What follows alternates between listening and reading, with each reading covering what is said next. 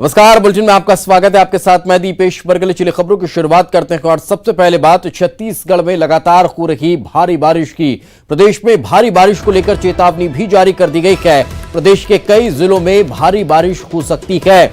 रायपुर, दुर्ग संभाग में भारी बारिश की चेतावनी जारी की गई है। सरगुजा और बिलासपुर संभाग में भी भारी बारिश हो सकती है। कबीरधाम और बेमेतरा में भी भारी बारिश को लेकर अलर्ट जारी किया गया है। कांकेर में देर रात से लगातार मूसलाधार बारिश हो रही है। तेज हवाओं के साथ मूसलाधार बारिश लगातार जारी है। ये बड़ी खबर इस वक्त हम आपको बता रहे हैं। छत्तीसगढ़ में मौसम बदलता हुआ नजर आ रहा है और मौसम विभाग ने चेतावनी जारी कर दी है। भारी बारिश को लेकर अलर्ट जारी किया गया है।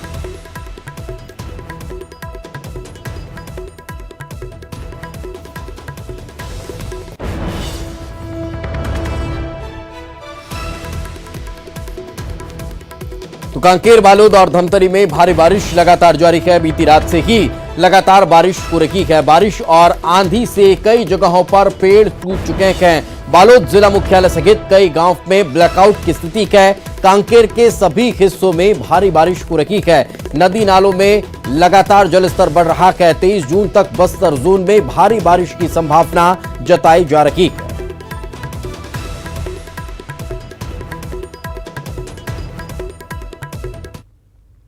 और अब बात करते हैं कोरोना कहकर की। आपको बता दें, रायपुर में छत्तीसगढ़ में कोरोना के नए मरीजों का मिलने का सिलसिला लगातार जारी है। पिछले 24 घंटे में 121 नए मरीज मिले हैं। प्रदेश में कुल कोरोना पीड़ितों की संख्या 2255 पहुंच चुकी है। एक्टिव मरीजों की संख्या 823। अब तक 1421 लोगों ने कोरोना से जंग जीत ली है। कोरोना से लड़ते 11 लोगों की जान भी चली गई है। तो लगातार कोरोना पीड़ित मरीजों की संख्या में इजाफा होता जा रहा है।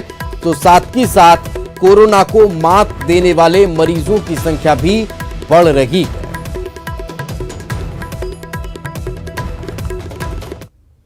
एक और खबर रायपुर से आपको बता देते हैं। अब ऑटो चालकों का भी कोरोना टेस्ट होगा। कोरोना के बढ़ते मामलों पर यह बड़ा फैसला लिया गया है। ऑटो रिक्शा चालक, ट्रक ड्राइवर, सब्जी फल विक्रेता, क्लिनिक कर्मी और दुकानदारों की भी रैंडम टेस्टिंग की जाएगी। कल से यह अभियान शुरू होने जा रहा है।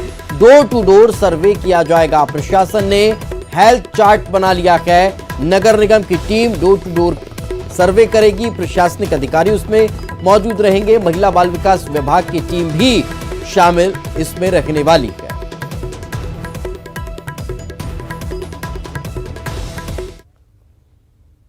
राजधानी भोपाल में रविवार को 3 कोरोना मरीजों की मौत हो गई। इनमें से 2 मरीज राजधानी के हमीदिया अस्पताल में भर्ती थे।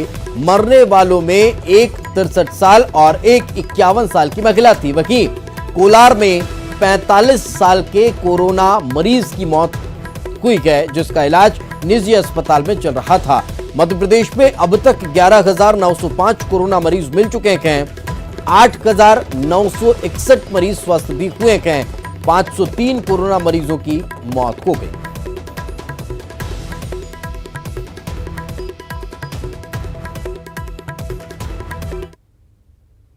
कोरोना महामारी से निपटने में सरकार ने अपनी पूरी ताकत झोंक दी है। खुद मुख्यमंत्री लगातार मॉनिटरिंग कर रहे हैं। आज भी शाम 4 बजे सीएम कोरोना को लेकर समीक्षा बैठक करने वाले हैं। स्वास्थ्य विभाग के अधिकारियों के साथ यह बैठक होगी और उसमें चर्चा की जाएगी कोरोना से आखिर किस तरह से निपटा जाए। किस तरह के अभी तक के प्रयास देखने को मिले हैं, उन प्रयासों में कहां किसी तरह की विफलता रही है, उसे और दुरुस्त करने का प्लान इस बैठक में तैयार किया जाएगा।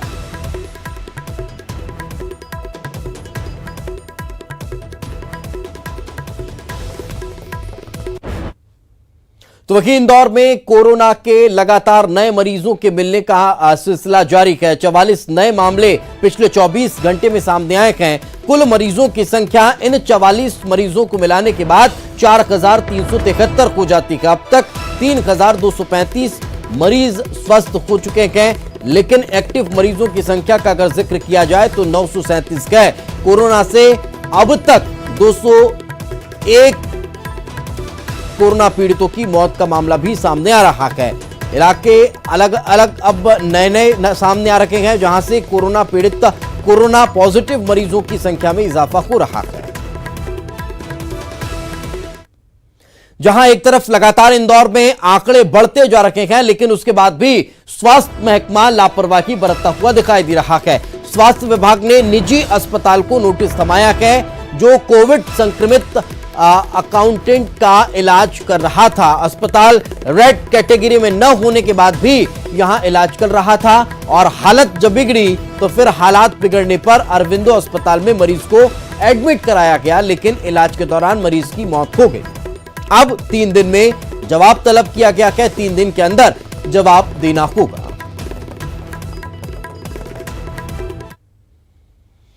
इससे इतर इंदौर में विशेष विमान से इंदौर एयरपोर्ट किर्गिस्तान से 125 यात्री पहुंचे हुए हैं।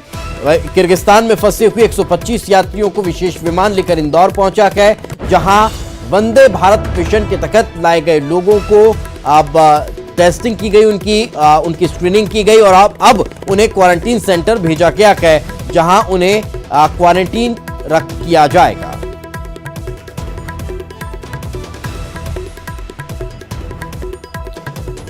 तो वंदे भारत मिशन के तहत विदेश में भारतीय फंसे लोगों को लाने के कवायद लगातार जारी है, और इसी वंदे भारत मिशन के तहत किर्गिस्तान में फंसे हुए 125 यात्रियों को वतन वापस लाया गया है। इंदौर ये विशेष विमान पहुंचा, और इंदौर इन 125 भारतीयों को लाया गया, जिसके बाद इनकी स्क्रीनिंग हुई। थर्मल स्क्रीनिंग के बाद अब इनकी टेस्टिंग की बात की जा रही है, और उसके बाद इन्हें क्वारंटीन सेंटर में रखा गया है।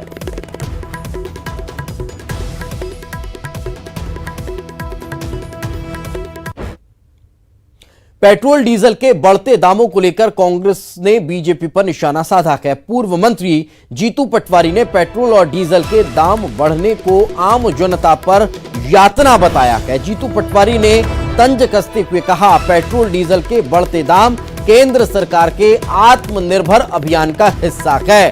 पेट्रोल डीजल के बड़े दामों को लेकर प्रदेश में सियासत छिड़ी हुई है।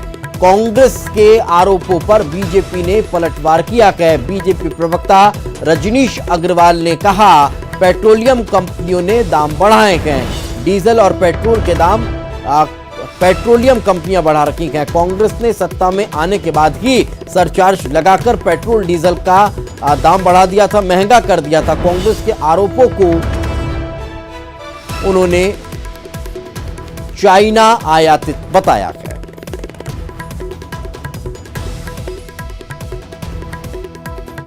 प्रधानमंत्री ने इस कोरोना महासंकट के बाद एक अपील की है देशवासियों से कि आत्मनिर्भर बनना है, देश आत्मनिर्भर बने।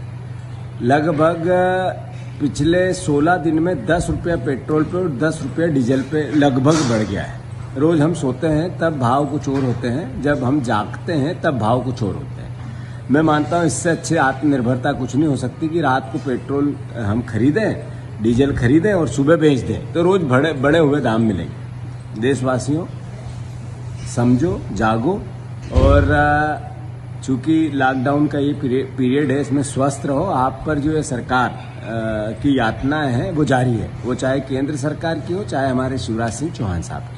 पेट्रोल और डीजल के दामों के बारे में कांग्रेस इतना दोगलापन लाती कहाँ से है? इटली से या चीन से? क्योंकि दोगला रवैया, दोगला व्यवहार ये सरकार में आने से पहले 5 रुपये पेट्रोल पर, 3 रुपये डीजल पर कम करने का वचन करते थे। सरकार आई, कमलनाथ जी मुख्यमंत्री बने, कांग्रेस की सरकार बनने के बाद में उल्टे पेट्रोल और डीजल के दाम बढ़ा दिए गए, सरचार्ज बढ़ा दिया गया, और अब फिर विपक्ष में आने पर इस प्रकार की बातें, जबकि मध्य प्रदेश की सरकार ने नहीं, ये कंपनियों ने अपनी पद्धति फार्मूला के अनुसार दाम बढ़ाने का काम किया है, जो कुछ पैसों की बढ़ोतरी हुई है। कांग्रेस का दोगलापन जरूर चाइना से आयात हुआ होगा। तो और ज्यादा जानकारी के साथ हमारे सहयोगी अनुराग हमारे साथ जुड़ चुके हैं। अनुराग, राजनीति अब चरम पर है, आखिर क्या लग रहा है, कोई स्टैंड अब कांग्रेस लेने जा रही है पेट्रोल डीजल के मसले को लेकर?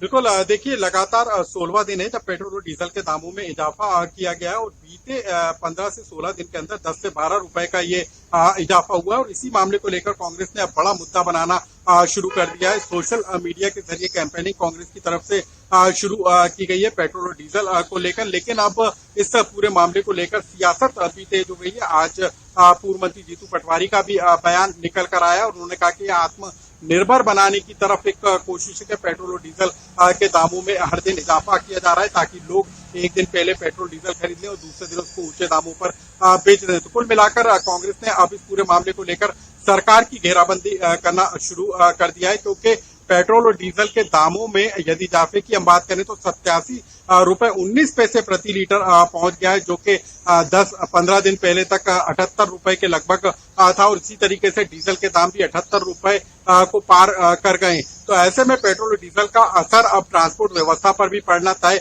माना जा रहा है। जो रोजमर्रा की जरूरतों का सामान होता है वो महंगा हो सकता है, क्योंकि लगातार हर दिन पेट्रोल और डीजल के दाम बढ़ रहे हैं। हालांकि बीजेपी भी इसके लिए कांग्रेस को जिम्मेदार ठहरा रही है और बीजेपी के जो प्रवक्ता है रजनीश अग्रवाल, उनका भी बयान आया। उन्होंने कहा कि जब प्रदेश में सत्ता बदली थी तब पेट्रोल और डीजल का भाव कम करने का दावा करने वाली कांग्रेस पार्टी ने भी सरचार्ज लगाने का काम किया था। तो कुल मिलाकर पेट्रोल और डीजल के दामों में लगातार इजाफा हो रहा है और अब जबकि प्रदेश में उपचुनाव होने वाले हैं तो ऐसे में इस मुद्दे को कांग्रेस ने बिल्कुल, तो इस मुद्दे को कहीं ना कहीं बुनाने की कोशिश जरूर की जा रही है। लेकिन अनुराग, सवाल एक बड़ा ये खड़ा होता है, हालांकि बहुत ज्यादा बड़ा मुद्दा इस लिहाज से नहीं नजर आता क्योंकि टेक्निकली लोगों को समझाना इसे अब कठिन होता है, लेकिन ये अपने आप में बेहद महत्वपूर्ण है कि लोगों की जेब से जुड़ा हुआ ये मसला है। इसलिए क्या उपचुनाव में ये भी एक मुद्दा होगा कांग्रेस की तरफ से भुनाने के लिए?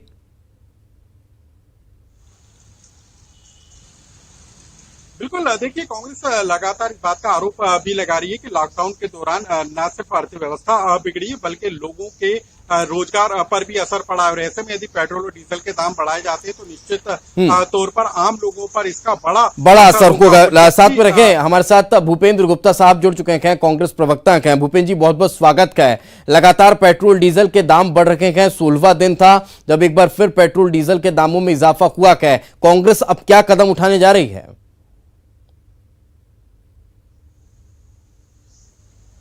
लगभग जो है 550 वीडियो हम लोग अपलोड कर चुके हैं और लगातार 1 लाख वीडियो हम अपलोड करेंगे। जनता से सीधे संवाद कर रहे हैं इसमें, क्योंकि हमको जो है अभी कोरोना और ये सोशल डिस्टेंसिंग के चलते आंदोलन नहीं किया जा सकता है सड़क पर।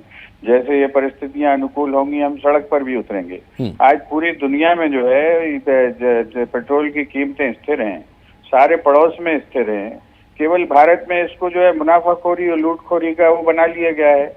आप देखें पाकिस्तान में 35 रुपए के भारतीय करेंसी में 35 रुपए लीटर पेट्रोल बिक रहा है, नेपाल में 60 रुपए लीटर बिक रहा है, श्रीलंका में 66 रुपए लीटर बिक रहा है, बांग्लादेश में 76 रुपए लीटर बिक रहा है।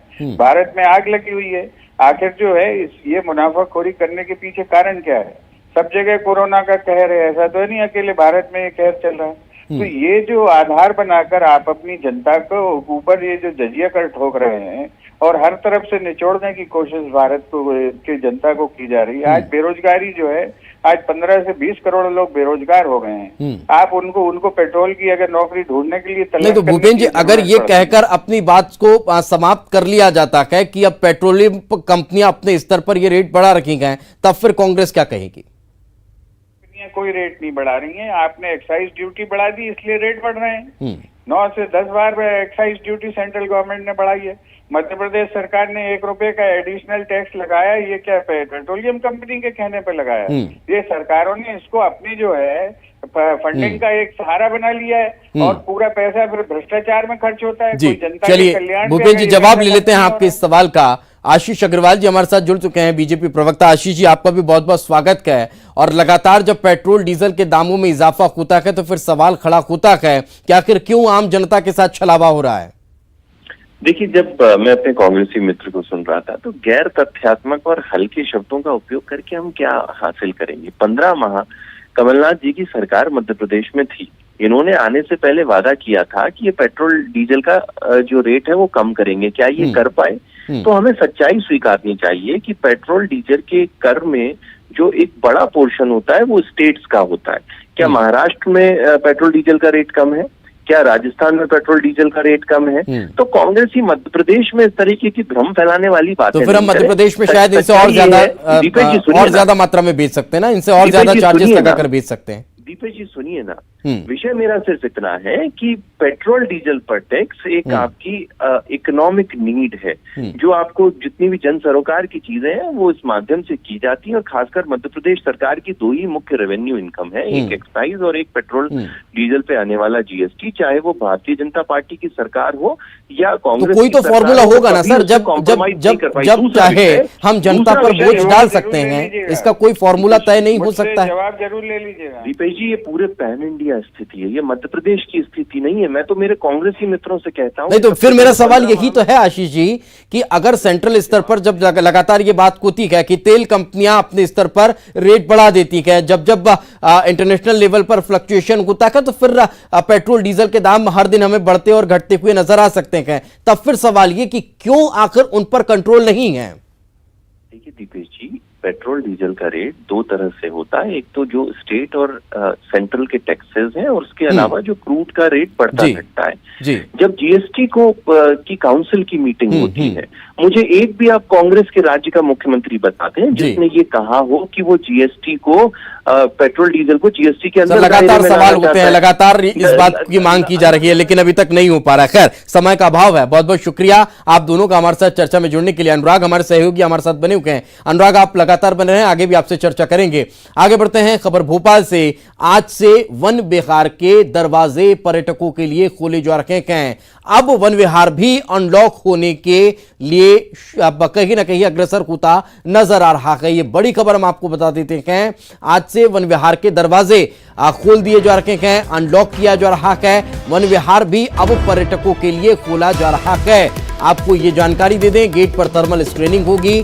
थर्मल स्क्रीनिंग के बाद वन विहार में एंट्री शुरू होने जाएगी। आपको ये भी जानकारी दे देते हैं कि 10 साल से कम उम्र के बच्चों को और 65 साल से ज्यादा उम्र के लोगों को एंट्री नहीं मिलेगी, लेकिन जिन्हें एंट्री मिलेगी उनके लिए भी कुछ चीजें अनिवार्य होंगी।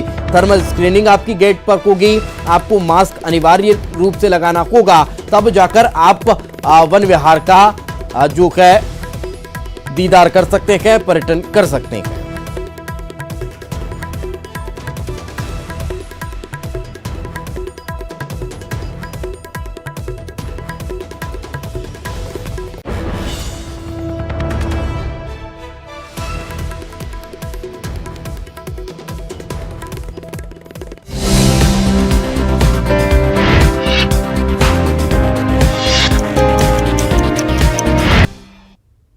ब्रेक के बाद एक बार फिर आपका स्वागत है। चलिए आगे बढ़ते हैं। इस वक्त बड़ी खबर इंदौर से मिल रही है। किशोर वाधवानी की रिमांड आज खत्म होगी। वीडियो कॉन्फ्रेंसिंग के जरिए कोर्ट पे पेशी होगी। जांच एजेंसी फिर रिमांड मांग सकती है। 5 दिनों की रिमांड पर किशोर वाधवानी था। ऑपरेशन कर्क के तहत गिरफ्तारी हुई थी। तो ये बड़ी खबर। और ज्यादा जानकारी के साथ हमारे सहयोगी विकास हमारे साथ जुड़ चुके हैं। विकास, क्या ताजा जानकारी? जी बिल्कुल, जो लगातार कर चोरी का खुलासा फिलहाल जांच एजेंसी कर रही है, ऐसे में आज रिमांड खत्म होने वाला किशोर वाधवानी का, चूंकि 5 दिनों से पिछले रिमांड पर थे। कोर्ट ने 5 दिन का रिमांड स्वीकृत किया था, जिसकी अवधि आज खत्म हो रही है। लिहाजा आज कोर्ट वीडियो कॉन्फ्रेंसिंग के माध्यम से पेशी कर सकती है। इसके साथ साथ और रिमांड की मांग की जा सकती है, चूंकि और भी कई ऐसे खुलासे होना बाकी है जो कि अभी जांच एजेंसी की रिक्वायरमेंट है उन सभी चीजों की। क्योंकि इससे पूर्व में जो आवेदन कोर्ट में एजेंसी की तरफ से दिया गया था, उसमें इस बात का उल्लेख था कि पाकिस्तान और दुबई जैसी जगहों पर वाधवानी ने पैसा जो है कर चोरी कर एकत्रित कर वहां भेजा है। तो इन सभी चीजों के फिलहाल एजेंसी खंगाल रही है। इन सभी के बिंदुओं पे छापेमारी करने के लिए अलग अलग टीमें बनाई गई है। तो आज ऐसी उम्मीद जताई जा रही है कि आज फिर एजेंसी वाधवानी का रिमांड मांगकर और कड़ी पूछताछ करेगी। तो अभी क्या लग रहा है, कितना और खुलासा होना बाकी है? बिल्कुल 233 करोड़ प्राथमिक तौर पे ये आंकड़ा निकल कर आया था। इसके साथ साथ में ये फिलहाल पान मसाले का ही आंकड़ा था और सिगरेट की संबंधित जो और कर चोरी का खुलासा फिलहाल हुआ है। इन सभी बिंदुओं की अगर बात किया तो ये बड़ा एक पैमाना निकल कर आएगा, बड़ा एक आंकड़ा निकल कर आएगा, जो कि ये एक ऑपरेशन कर के तहत उजागर होने वाला आंकड़ा होगा। हालांकि बिल्कुल एक बड़ा खुलासा कहीं ना कहीं और ज्यादा पूछताछ में खुल सकता है। बहुत बहुत शुक्रिया विकास इस तमाम जानकारी के लिए। आगे बढ़ते हैं। निवाड़ी से एक और बड़ी खबर मिल रही है। जमीन विवाद में दो गुटों के बीच मारपीट हुई है। जमकर लाठी डंडे चले हैं। मारपीट में 18 लोग घायल हुए हैं। तेहरका थाना क्षेत्र के जुखन गांव की यह घटना बताई जा रही है। तो मारपीट हुई है। दो पक्षों में ये मारपीट को नाम बताया जा रहा है। दो गुटों में जमकर लाठी डंडे भी चले।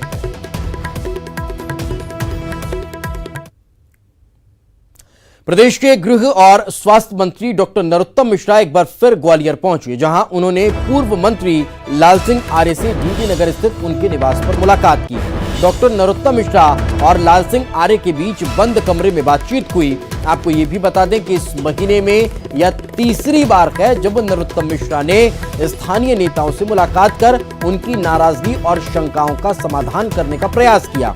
इससे पहले वह पूर्व मंत्री अनूप मिश्रा, जयभान सिंह पवैया, माया सिंह, नारायण सिंह कुशवाहा के अलावा कांग्रेस से बीजेपी में आए पूर्व मंत्री प्रद्युम्न सिंह तोमर और पूर्व विधायक मुन्ना लाल गोयल से भी मुलाकात कर चुके हैं।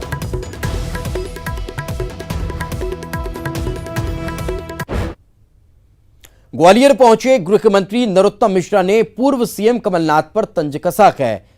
सिंधिया समर्थकों को जयचंद कहने पर उन्होंने पलटवार किया और कहा, खिसियानी बिल्ली खंबा तो नोचेगी।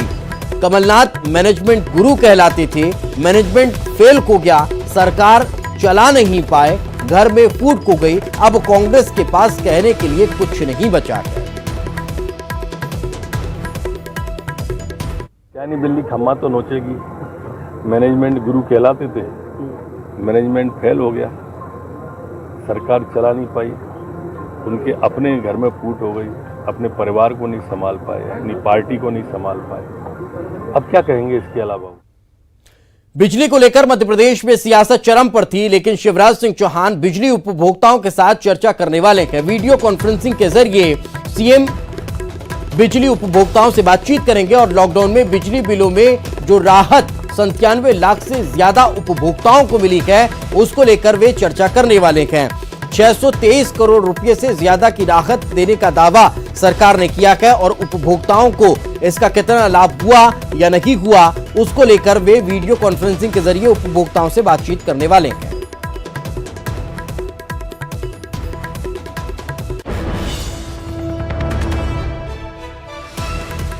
तो आपको बता दें कि आज वीडियो कॉन्फ्रेंसिंग के जरिए मुख्यमंत्री शिवराज सिंह चौहान बिजली उपभोक्ताओं के साथ बातचीत करने वाले हैं। आगे बढ़ते हैं। राजगढ़ में भीषण सड़क हादसा हुआ है। दो वाहनों की जोरदार भिड़ंत हुई है और इस हादसे में 5 लोगों की मौत हो गई। महंत सोमेश्वर गिरी की इलाज के दौरान मौत हुई है। पंच दशानन जूना अखाड़े के अध्यक्ष अहमदाबाद से लखनऊ ये जा रहे थे, तभी अचानक सड़क हादसा हो गया। घायलों को अस्पताल में भर्ती कराया गया, जहां उनका इलाज चल रहा है। सारंगपुर के गोपालपुरा बाईपास पर यह हादसा हुआ है। तो ये बड़ी खबर इस वक्त राजगढ़ से निकलकर सामने आ रही है, जहां पर जोरदार भिड़ंत में भीषण सड़क हादसे में 5 लोगों की जान चली गई है। इसमें महंत सोमेश्वर गिरी महाराज की भी मौत हुई है। आपको बता दें, पंच दशानन जूना अखाड़े के अध्यक्ष हैं और वो भी इस दौरान अहमदाबाद से लखनऊ जा रहे थे, तभी हादसे का शिकार हो गए। तो राजगढ़ से ये भीषण सड़क हादसे की बड़ी खबर हम आप तक पहुंचा रखे हैं, जहां जोरदार भिड़ंत में 5 लोगों की मौत हो गई है। 2 वाहनों की आपस में टक्कर हुई और भिड़ंत इतनी जबरदस्त थी कि 5 लोगों की जान चली गई, जिसमें महंत सोमेश्वर गिरी महाराज की भी जान चली गई है। पंच दशानन जूना अखाड़े के ये अध्यक्ष थे, जो अहमदाबाद से लखनऊ जा रहे थे। इसी दौरान सड़क हादसे का शिकार हुए।